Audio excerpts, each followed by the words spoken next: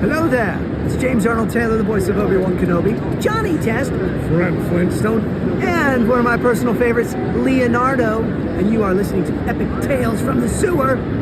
It's totally awesome, turtle power, go, go, go!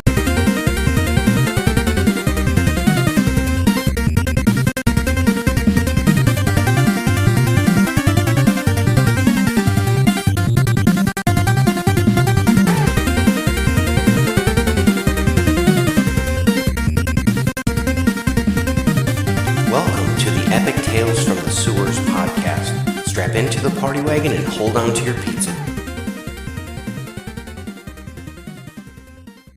Teenage Mutant Ninja Turtles, issue number 20, with art by Ben Bates, written by Kevin Eastman and Tom Waltz, with script by Tom Waltz. We pick up in the heat of battle, where there's the tanks with the rock soldiers yelling, "Waste 'em all!" There's Raph and looks like Zack are going blasting towards them in size in hand, trying to get him. Zack hits one of the rock soldiers right dead center in the chest, and Raph hits them with the back end of his sai with a whack, and then a crack with the butt of the gun on the rock soldier's face. They've taken him down. Damn, feels like I just clocked a boulder. Raph shakes his hand off a little bit. They're not called stone soldiers for nothing. So what now? They look on at another tank. Now I'm going to show you what this baby can do to one of Krang's battle tanks. I promise you, with a smile on his face. I promise you, it'll be a blast. Then in the throne room you can see Krang is blasting at the turtles and the neutrinos. Kill the intruders! Princess, look out! Says Mikey. Kella, get the king and queen out of here. I'll cover. You, with me. Princess, stay down. But, Kella says to the princess, I'm sorry, Your Highness, it's too risky. Don't worry, Princess, I'll be right back, says Mikey. As they both go off, she's blasting and he's got his nunchucks in hand. Okay, you shoot, I scoot. Fine, I'll stay behind, she says. But I'll not stay down. She blasts out with a rifle, hitting one of the soldiers that's next to a rock soldier, just a regular neutrino soldier. Yeah! Trag, your idiots are worthless. Allow me to demonstrate the proper way to dispose of rubbish. Krang blasts out from his hands. He's got, looks like 6 guns on each hand, just blasting all the time. Leonardo slips through. Take out the soldier's desk. I'll handle the tin can. As he jumps on top of Krang, slicing off one of his arms with both katana with a whoosh. Insect! The other hand swiftly pops Leonardo in the chest and knocks him back shell first into the wall, leaving a big crater. Hurry! Get the king and queen, Kalla! Says Mikey. I'm gonna go a few rounds with Krang's pet rock. Mikey knocks the blaster out of his hands and starts hitting him. It looks like there's some concussion marks where he's hitting the rock soldier. Seems somewhat effective, actually. Mutant turtles! You must be Stockman's little experiment gone awry. Yet another of the intolerable buffoon's failures. I'm forced to clean up. More like we're gonna clean up the twisted mess of you and your stooges are making, Krang. Yeah, like ninja janitors, says Mikey. Quickly, Your Highness. We need to get you away from here. Commander Dask, who are the green ones? Friends, Your Majesty. Very brave friends. The king and queen are led by Dask away while the turtles are fighting Krang and the remaining rock soldier. Leo's doing surprisingly well against Krang, as is Mikey. He does a flip to get out of the way of Krang's stomach blaster. We won't let you hurt these people, Krang. We won't let you destroy our planet. Fool! It's not your place to let me do anything. I dictated I will not be... Whatever, the rebellion's gonna spank your evil space empire's butt. Man, I always wanted to say that, says Mikey, as he hits the rock soldier in the back of the head. He's just not equipped to fight those nunchucks. Brash words from one so insignificant. I don't know how you found your way to my war, but I promise you, you will rue the day you choose to oppose me. He does sort of a matrix dodge to get out of the way of a double swipe from Leo's blades, then comes back up with a headbutt, knocking Leo again back from his stomach shell first into Mikey this time, disarming them both. All of you. So much for in and out without shots being fired, big bro. Yeah, says Leo, back at the Neutrino Resistance Fighter Command Center. Good work, Donatello. Our adjustments have been precise. If the end missile is any chance of working... This technology is really blowing my mind. All the things that you've invented, Professor, it's amazing. Heck, even the stuff that you did at StockGen. I mean, if you really think about it, you invented my family, too. Well, I don't know about invented, but I suppose I did play a part in your existence. If you asked my father, he'd say it was all fate and destiny. He claims that we are reincarnated from feudal Japan, and now that's crazy. Perhaps, or perhaps not. Huh? Do you know how our teleportation device works, Donatello? The elements are scanned down at the atomic level. Then, the information is transmitted to receiving location and used to construct replicas, not the actual material from the originals, but from the atoms of the same kind arranged in exactly the same pattern as the originals. The originals, of course, are destroyed during the scanning process. So it's like we were copy and pasted here while our originals were deleted? Excellent summary, Donatello, though, like my own explanation, it only describes the science of it all. The calculations we use to gauge muscle mass, genetic makeup, cellular information and reformation, etc. But nowhere in those complicated equations do we take for account the essence of the individual soul, if you will. Really, it's such a magnificent mystery. How could we? And yet, the very thing that makes a being who they truly are, their soul survives the teleportation trip every single time. Intangible, yet intact. Or, consider myself for that matter. Externally, I'm a synthetic construct, but internally, I am and have always been Honeycutt, Neutrino by birth, professor by trade, husband and father in my heart. I wonder if our true essences are of their own volition or able to make the journey across dimensions via technology, why not across space and time via reincarnation as well? But what about proof, Professor? There's no way to test it. No empirical evidence. You're just supposed to believe it? Yes, you are right. There is no scientific proof that is possible, but there is also no definitive proof that is not. So rejecting the possibility without earnest consideration, perhaps that would be truly crazy. A stunned look on Donatello's face, where it seems like for the first time someone has posed him a question that he can't answer, and he just looks absolutely stunned. Maybe it's because Honeycutt has a different perspective on things, but we could see that he's greatly affected by this. I'm sure it'll come in later. Well, gentlemen, that's that. Either my end missile works or it doesn't. We'll find out shortly. Are you saying we're ready for launch, Professor? Yes, Felix. We are ready as we can be under these circumstances. We've done our very best. Now we can only pray to the Creator that our best was not too late. Back to Zach and Raphael. Ralph covers his ears as a giant bazooka heads towards the tank. Watch and learn. Direct hit. Do you see that, Daddy-O? What? Oh, my ears took a direct hit. How about a warning next time you decide to blow up the world? Haha, come on. Let's move. That shot exposed our position. We'll be safer if we can move it. Ah! They're blasted by what looks like a giant mech with kind of like a holographic projection of an Utrom. You were saying? Yeah, this could definitely be a problem. Back on Burnout Island. Central, this is Block M. We've got a problem over here. Block M, this is Central. What's your situation over there? We've had a breach in the cryostasis chamber. There's a man down outside and... Oh, no. Central, we need to go to full lockdown now. Block M, what's going on? Just shut up and secure the perimeter, damn it. Someone's been in here. And oh man, this is really bad. What is it, Block M? One of the brain things, the Utroms, it's dead. You're sure? Yeah, I'm sure it's just hanging loose and all the ooze is gone. If whoever did this gets away, Krang is gonna kill us too. We show what looks like 3 dead bodies on the dock. Karai, with a giant canister of ooze, heads up into a rope ladder from a helicopter as she gets away, smirk on face. Back to the throne room.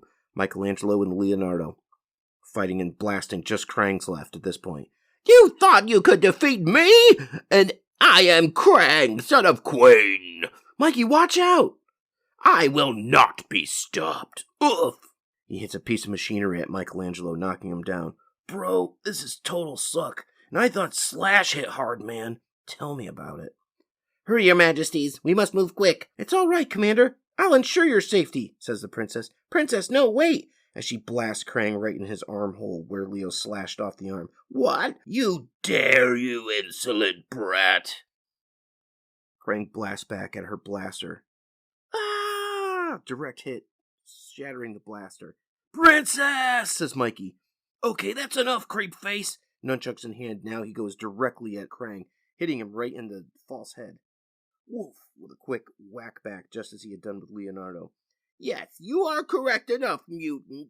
I will have the Fugitoid. I will create new Ultraminium, and the Ultroms will rule the universe again. Leonardo now shoots 2 throwing stars straight towards the brain inside of Krang's chest cavity. With a chink chink, they stop and right as the glass hits him. Dang it, he's still coming. Nothing's gonna stop but ugly brain boy. Come on, Mikey, don't quit, says Leo. Leo runs up and hits high as Mikey hits low. We can take this walking pterodon down. As they attack high and low. There you go, your majesty, says Kala. Thank you, Kala. Are you all right, King Setner? Yes, Commander Dask. Giza and I are fine, thank you. You are right, Commander, says Kala. Our new friends are extremely brave. Now back we go to Raph and Zack, who are fighting. Crap, this thing just doesn't give up. Just keep running. Any NRF, this is Command 1, do you copy over? Command 1, this is Echo 8, mobile armor, copy. Echo 8, what's your status, over? We're taking heavy fire from all sides. Say again, heavy fire from all sides, things aren't looking so good. Looks like he's in a tank and he's blasting, and they're just getting blown up. Don't know how much longer we can hang on without reinforcements, over. Acknowledged, Echo 8, keep up the good fight and I'll see if I can get you some. Help out. So keep running, that's your brilliant master plan, pal? Yeah, that's right. Looks like the mech is looking for them, but hasn't quite found them yet, as it's taking heavy fire from the tanks. And praying for a miracle wouldn't be bad, neither. We see the end missile has taken off. Do you still have the end missile locked in, Professor? Affirmative, Felix. Remote tracking remains engaged. So far, so good. I only hope we make it before it's too late. Yeah, Professor. Looks like they're in a skiff now, with Donatello and Felix. Felix is driving it. The Fugitoid is doing some calculations on a computer panel as they leave. Yeah, Professor. You and me both, says Donatello. You only delay the inevitable, mutant fools, says Krang as he punches through a column of concrete as Leo bounds off of it. My people's destiny will not be denied. He blasts at Michelangelo, who gets out of the way, using some sort of cartwheel. Please, stay down, your majesties. We must guard you. Nonsense. I've already told you we are fine. Commander, my husband is right. Your new comrade needs you more than we do. Okay, Kala, get the king and queen out of here. I'm going. Gah! He's blasted. Nobody move, says Commander Trag, as he blasts Zack. Yes, I suggest you do as the good captain says, says Krang as he has Michelangelo dead to rights on the ground with all of his guns. Dang it, I knew I should have hit the rock dude harder. Back to Zack and Raph. Raph deflects a beam off of one of his sides. Stay low. No more running? Nowhere to run. I figured you'd say that. What's that? That, my friend, is the miracle we were hoping for. Yeah, well, it's gonna be the shortest miracle ever. Damn, if that damn thing gets away. No, it'll blast it out of the sky. Not if I can help it. The mech is trying to attack the end missile as he raises his hands up towards it. Raphael runs and grabs that giant bazooka that Zack was holding on to. I hope I learned. He blasts it right in the leg and has it fall down and it misses everything. Yeah, Raph. What the? As we see kind of a circular wave is emitted from the... And it goes wee-oop, wee-oop. What the? My gun won't shoot, says the rock soldiers. Professor, it's working, says Donatello. Yes, just as I imagined, the end missile has disabled the unique frequency of Krang's weapons operate on. They are effectively disarmed while our soldiers are not. We have won. Hey, there's Raph. Thank God. Bro, I never thought I'd be so damn happy to see a bunch of super nerds in a space car, says Raph.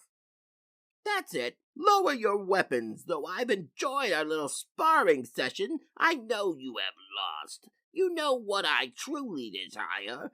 Why waste more of your own pathetic blood when all I want is the Fugitoid? I'm here, Krang, and you are wrong. Sweet, says Mikey. We have not lost. I have disabled the frequency of your army operates under. You are finished. Back off. Stand your ground, Captain Trag. We have the advantage. Your army's history, Krang. They can't even give up quick enough. No, Neutrino. My army may have surrendered, but I never will. Give me the Fugitoid or your mutant friend will die. Guys? Do you really believe that my own weapons were on the same frequency? You can't kill us all. No, just most of you. Stop. That will not be necessary, says Fugitoid. Deactivate your weapon, Krang. I will go with you. Wait, what? Krang's army has been stopped, and Neutrino is safe once more. Please, I cannot allow further bloodshed on my behalf. You can't. says Dask. Looks like Dask made it through just with an arm wound. I can, and I must, Commander Dask. But, Professor, says Donatello.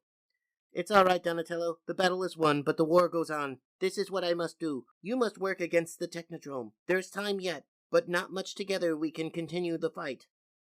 Enough! Trag, grab a hold of that blasted robot before it changes its puny mind and forces me to destroy everyone in here. And tell Burnow to bring us back. Now! Burnow, this is Trag. Engage the teleportation. Farewell, my friends. And your other troops, General? Leave those cowards to rot in this dung heap. For all I care, I'll just make a new army. With a vroom, they disappear back to Burnow Island, leaving nothing but a puff and a plume of blue smoke. Wow, crazy day. You ain't kidding, little bro, says Mikey to Raph. Commander, you're wounded. I'm okay, Calla, just a little singed. I may have the medics tape me up a bit, but first, thank you. Thank you, my friend. Without the help of you and your brothers, I don't know how I could have saved Neutrino.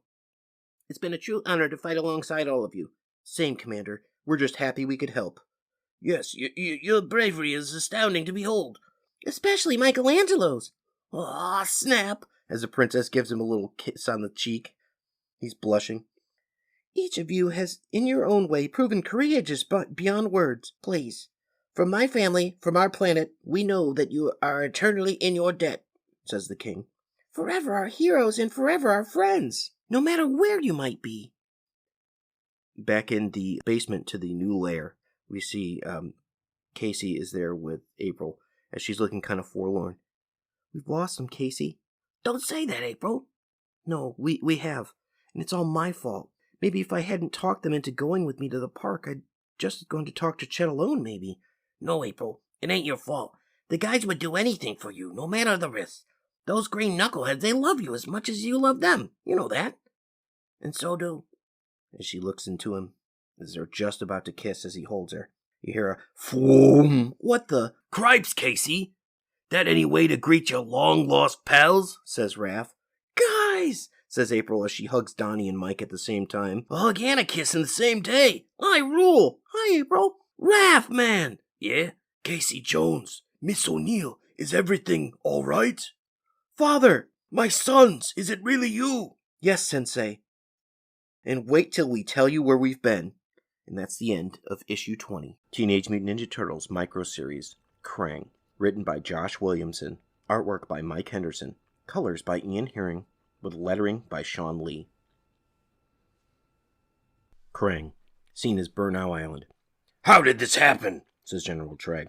A female ninja invaded and killed the guards. Ooze was stolen and the Utrom is dead. The guilty party escaped? Yes, sir. Krang doesn't know yet. We look onto the tank. It looks like there's 8 Utroms. One of them hangs lifelessly as the others are suspended in a green ooze. I will deliver the message. As Trag walks off, down to where Krang is. We see Krang, who looks like he's in a bath of some green ooze. General, I gave orders not to be disturbed. Yes, sir, but one of the Utroms has died in stasis. The security footage suggests that it was a female ninja of some kind. What? We were letting you recuperate from your fight with the... Stand back! You do not assist me unless ordered. I do not need your help. As he smacks him back with his tentacle. The soldier is upset, but I don't see terror in his eyes. He has forgotten his place. Have I grown soft? Have all my setbacks from the hands of those blasted neutrinos changed the way my forces look at me?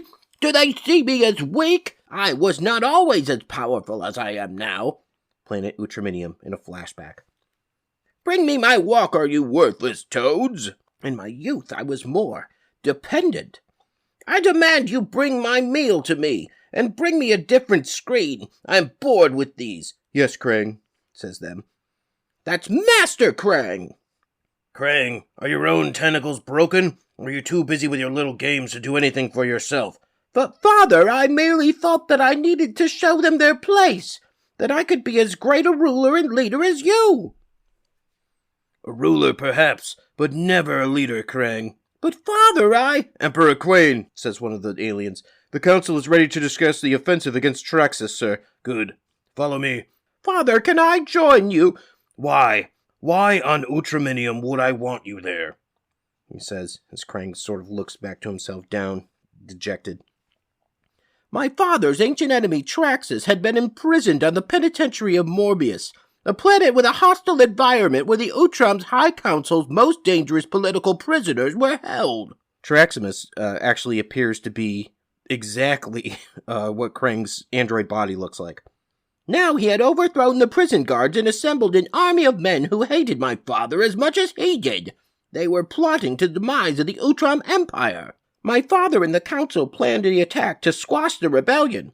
It would be a suicide mission, says one of them, if we only do what they expect, a direct attack on the penitentiary, but landing in the swamp to the north. That will allow us to move in undetected and attack at a most advantageous time. The swamp is a hellhole. They won't expect us to land there. Traxus will pay, as Krang kind of looks on. It was a mission charged to the best warriors Utrominium had to offer. And if I was ever going to prove my worth to my father, now was my time. Looks like Krang was going to kind of sneak away onto it. Are you boys ready? Morbius is one of the most hostile battlegrounds you'll ever know, and even more deadly under Traxus' command, says Quain. But no mangy bunch of prisoners can take on Utrominium's best.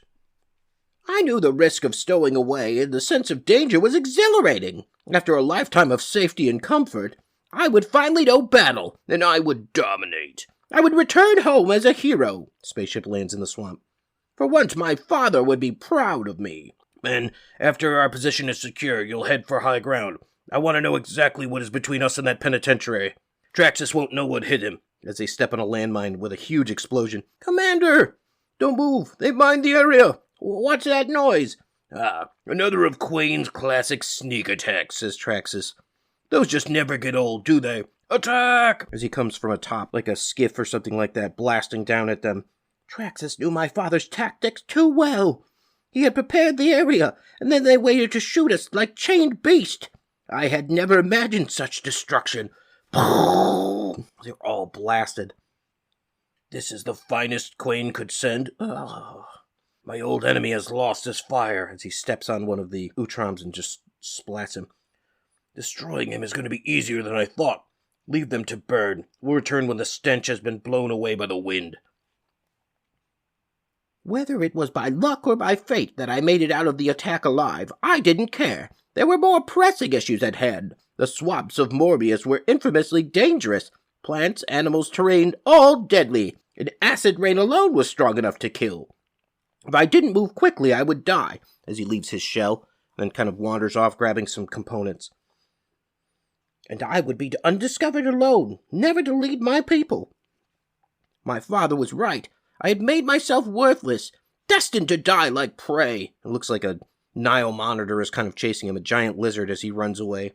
Shoots a little bit of fire at him. Get back, vile creature, as he whacks him with a stick. But then something miraculous happened. I lived. In the hours stretched into days, I realized I was stronger than I knew. He made kind of a lean-to structure to help himself from the rain. I was the only Utrom to live through Traxus' attack, and then still alive on this deadly planet. I was a survivor. I would not quit. Shows him eating some bugs and making fire. Everyone, including my father, doubted my worth. I would prove what I was capable of. And then he starts eating some things that are trying to attack him. Looks like he built a little trap to keep him away and some nets and all that. He's being pretty ingenuitive, actually. No longer were my days wasted in toys and pampering. The helpless Krang was gone. And the new Krang could take care of himself. But simply surviving wasn't enough. I needed to finish the mission. Traxus had to die. And by that time on Morbius had taught me one of the most strongest weapons was my mind. Now I would become the Predator. That same monster that he fought earlier, that shot the power at him, now he attacks at it with a spear and tentacle and a net. I would become the Predator, the ruler. As he captures him, and then with a fiery spear pokes it into its face, and then puts a bridle on it, and then eventually looks like he's trying to ride this thing. From now on, any challenger would die at my hands, retreat in an instant, or become mine to rule. Now, I was ready for battle. Taking his swamp dragon out, he kind of goes out into the clearing where the end of the swamp is. The cursed planet would now be conquered. My father had tried to win with stealth. I chose a more direct approach.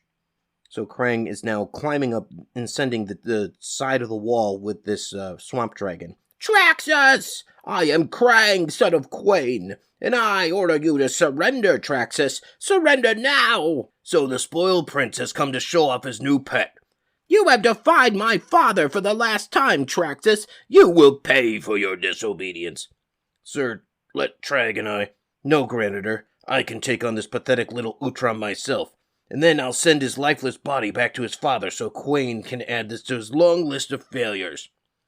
All of a sudden, some acid spits out as he pulls up on the reins, and it goes right into the eyes of Traxus. Ah!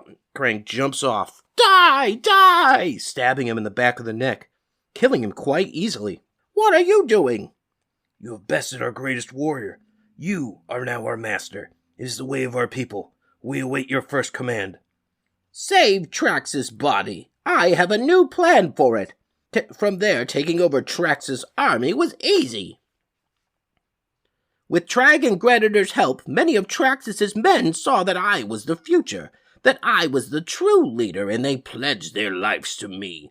Instead of returning to the prisoners to the cells, I offered them a chance to work for me.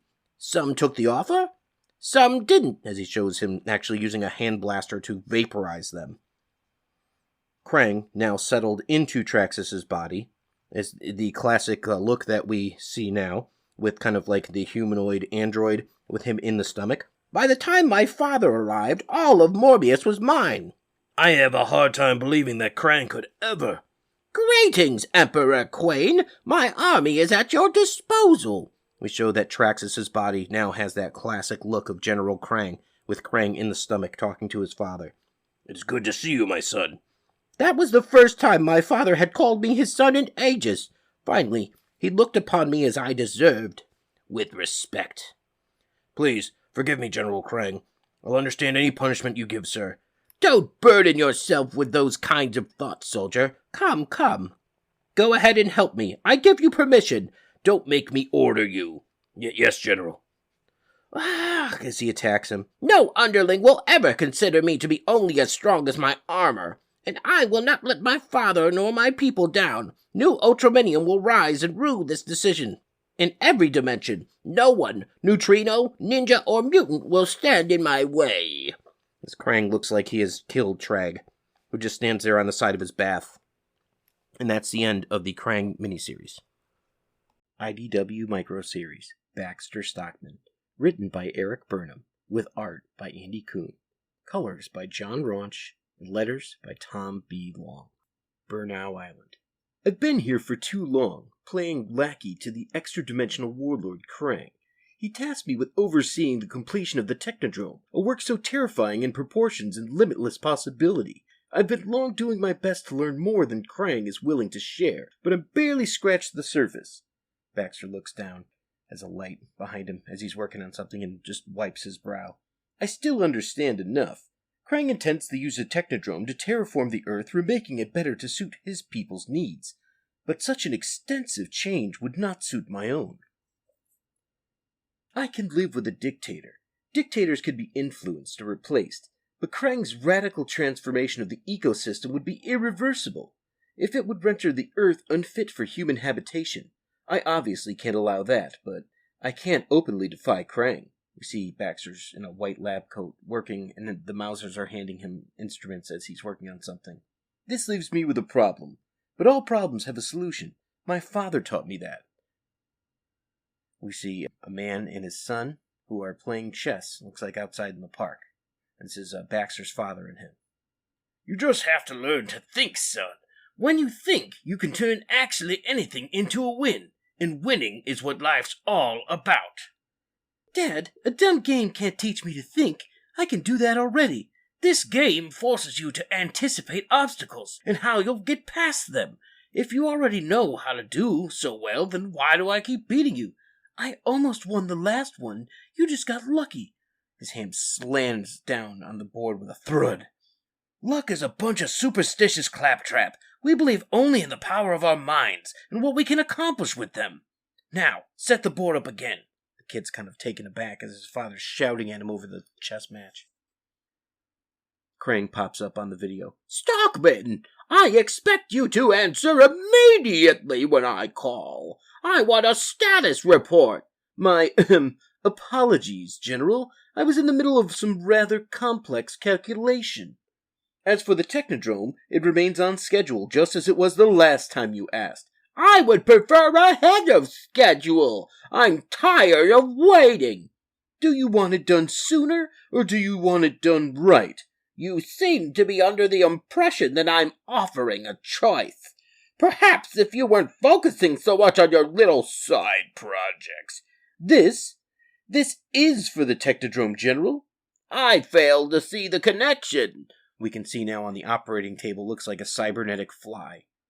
So with a mostly mechanical body, but with the head and chambered eyes of a fly. People I have working under me are limited competence. Some innovation was needed to further speed things along. And this is what you came up with? Perhaps I've misjudged exactly how much responsibility your kind can handle before your pathetic minds break. I was inspired by the notion of insect colonies, General. This is my prototype Flyborg, part mutated insect, part machine. Small enough to fit in cramped spaces, stronger than any human worker, more intuitive than a mechanical drone, and best of all, completely expendable. We see Baxter shows up in the chambered eyes of the Flyborg. Even unfinished, the Technodrome is magnificent, a wonder of alien technology. With it, I could change the world. Not through overt conquest. Why make myself a target? No, I'd simply be a gatekeeper to the technology, allowing access to the world in exchange for influence. It would be better for everyone. Better than a dead Earth, certainly. Baxter now takes out for a walk. He's got a tablet, and his Flyborg is walking inside him. If only I could simply take full control of the Technodrome. But Krang trusts no one. He has protocols in place to keep it secure. And I'd be foolish to make a move without him knowing all possible countermoves.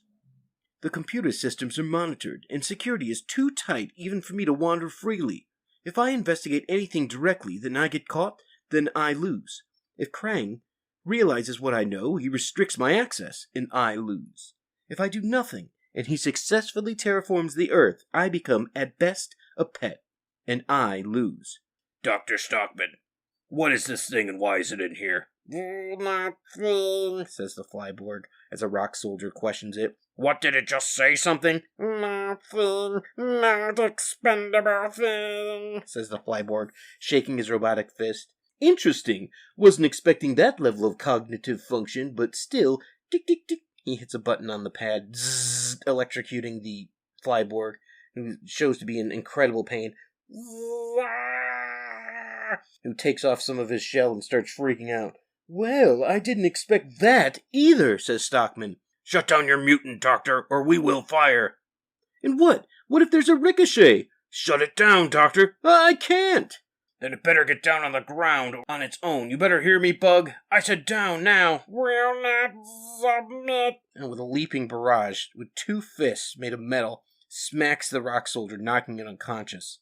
I probably should have warned them. The Flyborg is much stronger than it looks, as Baxter, with a serious, scared look on his face, runs away from the Flyborg. The Flyborg making quick work of all the other rock soldiers, punching them with uppercut punches, bouncing off the walls while they're blasting him, and then just knocking all of them unconscious. The creature was built for maximum strength, a compact size. I imagine it hits like a runaway truck, and in between its small-scale, natural exoskeleton and cybernetic enhancements, it could shrug off all of the most crushing of blows while evading firepower. In short, a human opponent, even one encased in stone and armed, is hardly a challenge in a fair fight. I suppose this is where I should be feeling pity. We see now, after it has taken down all the rock soldiers, it's bounding out of the way towards Stockman, who's now running towards another room. Krang just appears on a monitor in front of him. For a moment I feel like Dr. Frankenstein, pursued by his creation, and even though my monster isn't nearly as smart as the one Mary Shelley wrote about, it's still too powerful for me to stop on my own. Stockman, this better be important. General Krang, it's the Flyborg. Why are you whispering? My experiment, it got away from me and... Oh, and something went wrong. Why have I never predicted that? Oh, yes, the security footage tells quite the tale. A tale in which you made another mess playing with mutants. and I have grown quite tired of mutants lately. We show a flashback to Leonardo and Michelangelo fighting Krang on planet Neutrino. General, you need to send more guards. I need to? Watch your tone, Stockman. My patience is not infinite. I'm sorry, General. I put a tracking chip in the Flyborg prototype to keep tabs on it. I know it's coming back this way. Please, there must be some place I can hide, someplace secure. Well, you're not wrong about your little pet. He is coming. General, please, don't make me beg. I enjoy seeing this side of you, Stockman. It amuses me. Follow the monitor and I'll help you scurry away to safety. Finally, thinks Stockman, as we see on the screen the Flyborg approaching him. Safety. The nearest secured control room is a good sprint from here. Thankfully, I've kept in shape, which keeps me far enough ahead of the Flyborg. See, the Flyborg is just kind of scurrying right behind him, just nipping at his heels. I certainly wouldn't want to be overtaken before I'm ready. Too slow, as he shuts the door in the clang of the fists of the Flyborg. The Flyborg now, with a punch, busts in through the air vent. Crunch as he comes in and takes out the security camera that's in there. Yes, well, that's enough of that, says a smug-looking Stockman, who hits a button. Tick, tick. And with that, the of the Flyborg as it gets electrocuted again. If you're wondering why you're in so much pain right after tearing off your collar, it's because I have complete control of the cybernetics in your body. Your biological brain may be able to think, but that's only because I allowed it. Wow, says the Flyborg. Why, I suppose I can tell you after all. You did just destroy the equipment monitoring this room. But first you have something I need. He reaches into the chest cavity and pulls out a little circuit. You were initially meant to be a simple Trojan horse and introduce a device that could wirelessly harvest bits of data from the Technodrome. Ah, here it is, he says with a smile. But then, I had a better idea. With some theatrics I could gain access to everything. Top it off with a little destruction from when you tore this room apart to find me, and my tracks are covered. We see now that he's actually programmed the Flyborg to rip apart all the monitoring equipment that has been left over. Now there's just one loose end. But, wait, do you hear that? The sound of rockmen tromping down the hall? Help! Help! He's in here! You have to help me! Says Stockman. There it is! End it! No way! Says the Flyborg. It's attacking! Fire! But mind the civilian! No, not fire! Wait, please, you mustn't! Help me! We can see that it's incinerated in a blast of gunfire and looks like a flamethrower. Later. The full details of Krang's plans are unsettling. Not that he intends to let me live to see them come to fruition. Happily, the files also contain information I can use to wrest control of the Technodrome from him. I can't do it alone. But there's no shortage of pawns in this world.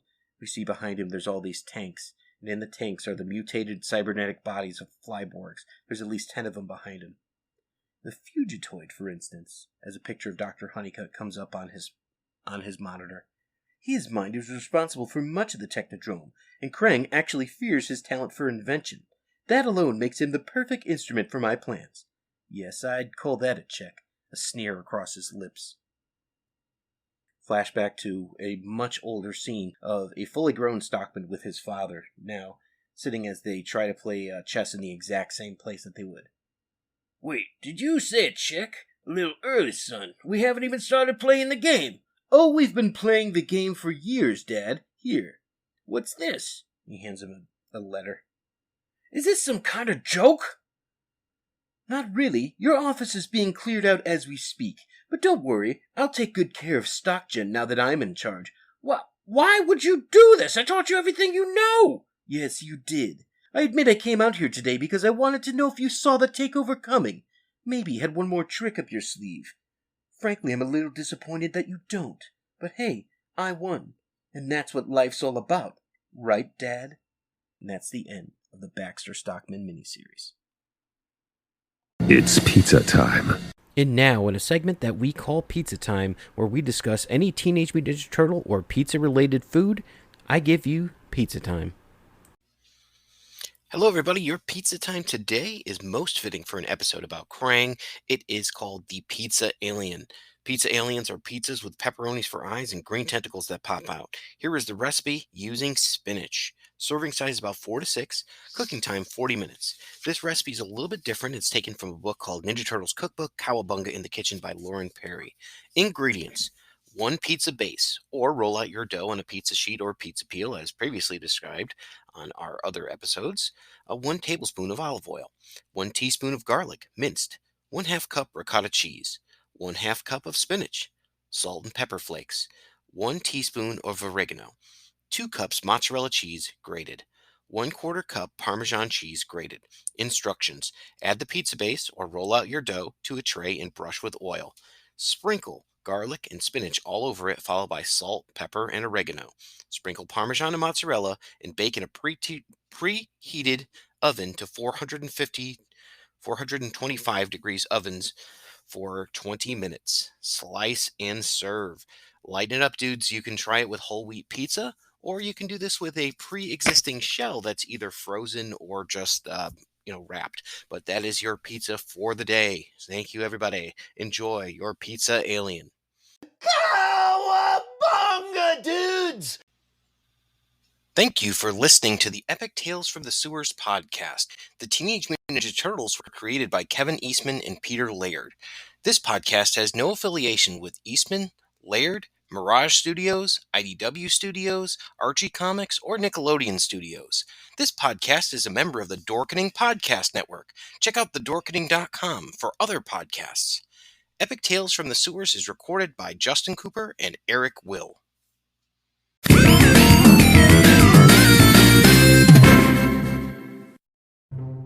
Everyone thinks because you're a zombie, you don't know good coffee.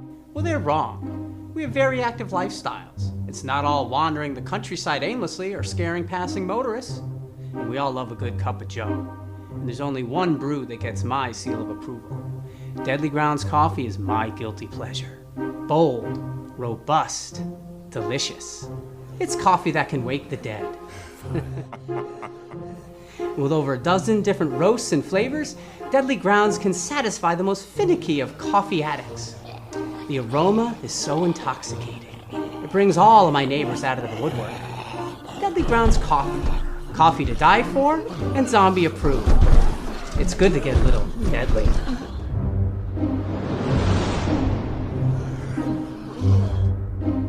Use the front door! Oh, they're so disgusting. It took me 10 years to make the perfect man cave. And then we took it over. And we made it into the multiversal chamber. Then I started my own podcast. And we took that over too. And we're the co-hosts, the Multiverse Kids. Yeah, and I'm the dad, the geeky dad. And every week, we what? We review the movies, shows, and books, games, and toys. Yeah, and sometimes we even have a special guest. So, join us every week on the Geeky Dad Podcast.